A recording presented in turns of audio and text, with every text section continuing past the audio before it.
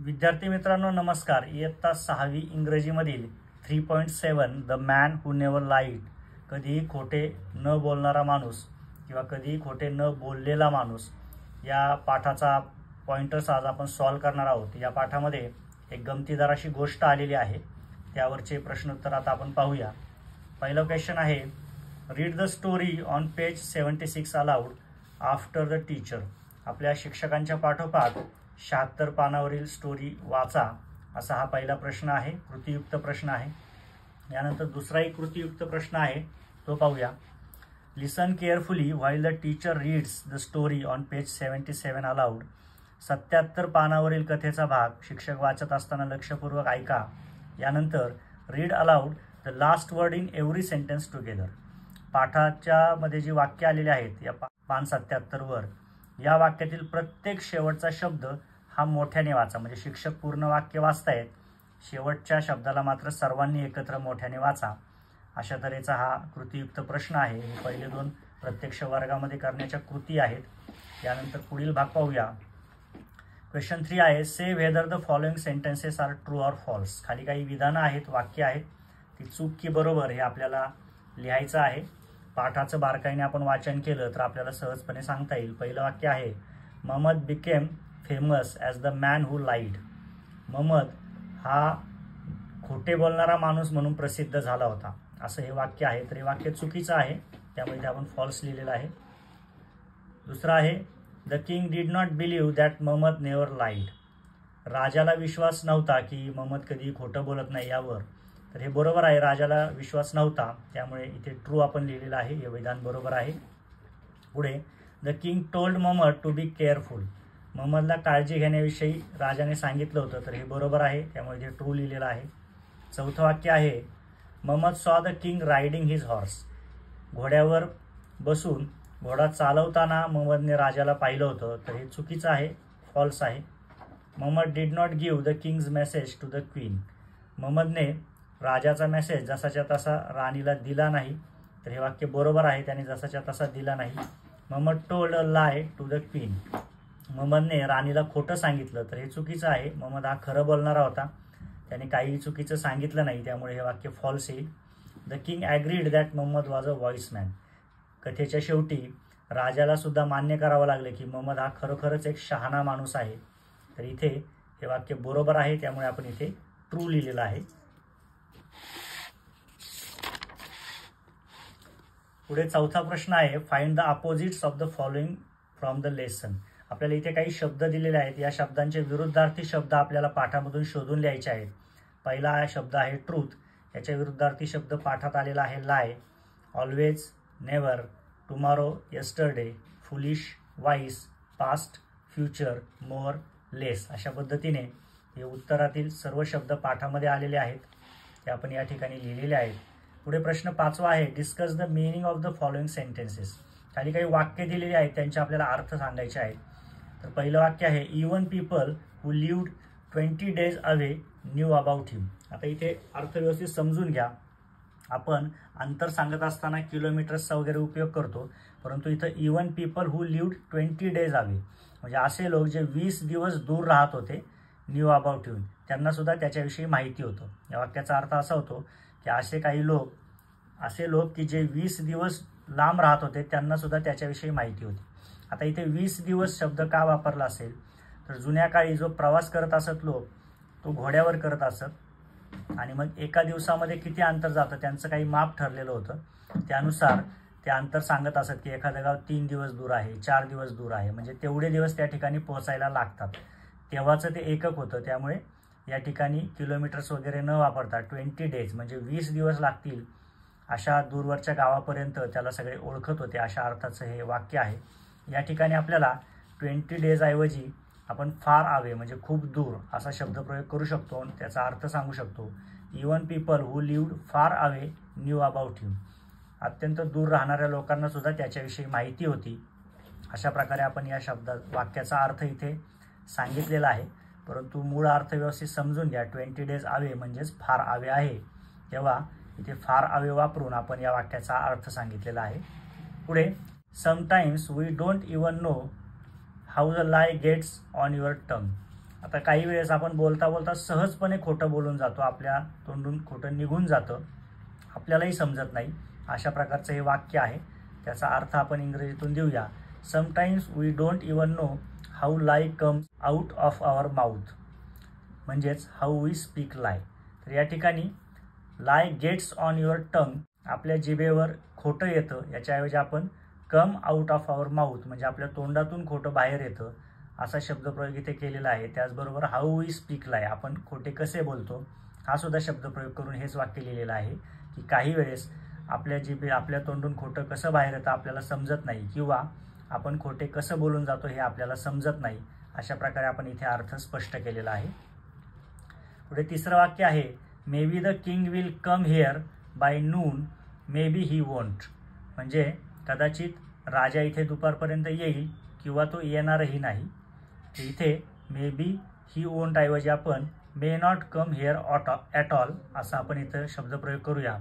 The king may come here म्हणजे राजा इथे येईल बाय नून दुपारपर्यंत, or he may not come here at all, किंवा तो अजिबातच येणार नाही.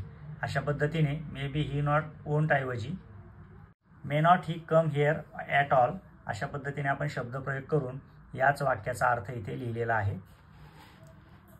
पुढे 6वा प्रश्न आहे, form as many words as possible by combining one word each from A and B. पुढे आपल्याला ए आणि बी असे 2 गट दिलेले आहेत. दोन्ही गटांमध्ये काही शब्द आहेत.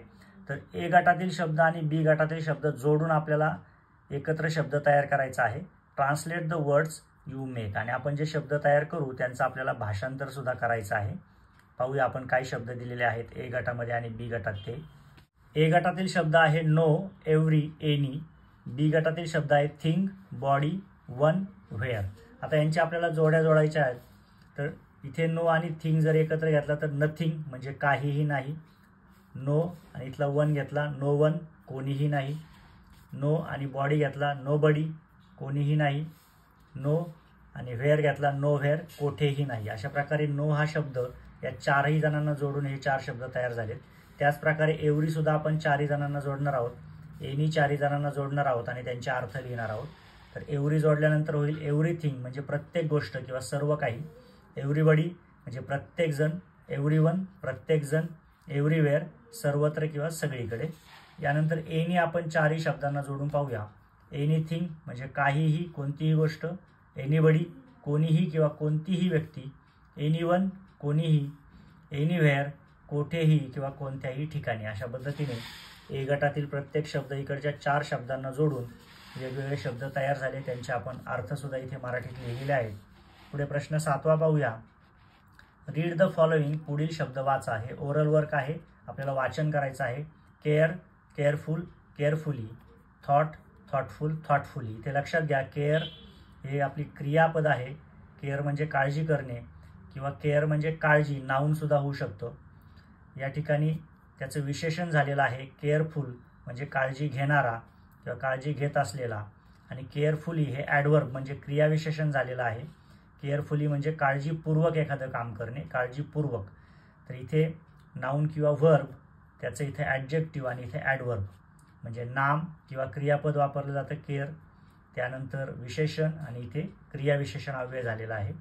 इथे थॉट म्हणजे विचार, इथे क्रियापद किंवा नाऊन म्हणून याचा वापर केला जातो म्हणजेच व्हर्ब किंवा नाऊन, क्रियापद किंवा नाम. इथे थॉटफुल म्हणजे विचार करणारा, इथे याचं विशेषण झालं, आणि थॉटफुली म्हणजे विचारपूर्वक, इथे क्रियाविशेषण झालं. अशा पद्धतीने शब्दामध्ये बदल होत गेलेले आहेत. तिन्ही शब्दांचं आपण वाचन केलेलं आहे. पुढे 8वा प्रश्न पाहूया. Right a simple message for your friend.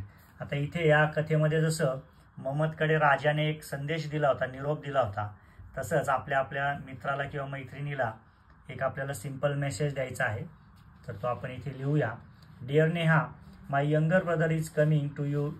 Please send with him my Marathi textbook you have taken yesterday. इथे नेहाला आपण मेसेज दिलेला आहे की माझा लहान भाऊ तुझ्याकडे येत आहे, त्याच्याबरोबर तू माझं मराठीचं पाठ्यपुस्तक पाठवून दे जे काल तू माझ्याकडून घेतलं होतं. या ठिकाणी तुम्ही तुमच्या मित्राचं नाव लिहून हवा तो संदेश इथे लिहू शकता. पुढे 7वा प्रश्न आहे. फॉर्म ग्रुप ऑफ 5 or 6, 5-6 जणांचा गट करायचा आहे. Write down a simple message, असाच एखादा मेसेज लिहायचा आहे. Each person in the group passes the message, आणि प्रत्येक पर्सनने, प्रत्येक गटातील व्यक्तीने तो मेसेज पुढच्याला द्यायचा आहे. ओरली टू द नेक्स्ट, पुढच्याला तोंडी मेसेज द्यायचा आहे. One after making one change, आणि प्रत्येक वेळी आपल्याला काय करायचं आहे तर एक एक चेंज करायचा आहे. त्याच्यामध्ये आपण जो मेसेज देत आहोत त्याच्यामध्ये एक बदल करून तो पुढे द्यायचा आहे. See how the message changes till it reaches the last person, आणि हा मेसेज शेवटपर्यंत कसा बदलत जातो याची गंमत आपल्याला बघायची आहे. इथे व्यवस्थित लक्षात घ्या, 5-6 जणांचा गट झाल्यानंतर आपण जो मेसेज देतोय त्याच्यात थोडा थोडा बदल करत तो पुढे द्यायचा आहे. तर पाहूया, इथे एक आपण मेसेज लिहिलेला आहे. पहिला, please come over to my house, we will study together. Please माझ्या घरी ये, आपण एकत्र अभ्यास करू, असा हा मेसेज आहे. आता या ठिकाणी पुढच्या मुलाने आपल्याला त्याच्यामध्ये बदल करून मेसेज पुढे पाठवायचा आहे. तर तो असा पाठवता येईल, please come over to Tara's house, we will study together. कृपया ताराच्या घरी ये, आपण एकत्र अभ्यास करू. इथे माझ्या घरी ऐवजी ताराच्या घरी असा अभ्यासाच्या ठिकाणामध्ये बदल झालेला आहे. यानंतर पुन्हा आणखी एक बदल आहे, please come over to Tara's house, we will play together. आता इथे आपण अभ्यास करणार होतो, या ठिकाणी खेळणार आहोत, त्यामुळे वी विल प्ले टुगेदर असा बदल केलेला आहे. आता पुढचा बदल पाहूया, please come over to park, we will play together.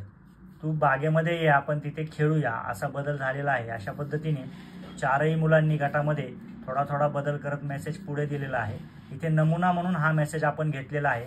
असेच आणखी वेगवेगळ्या प्रकारचे मेसेज घेऊन तुम्ही हा खेळ खेळू शकता. पुढे 10वा प्रश्न आहे, find the past tense forms of. भूतकाळी रूपं आपल्याला शोधायची आहे. खाली काही क्रियापदं दिलेली आहेत, त्यांची भूतकाळी रूपं आपल्याला शोधायची आहेत.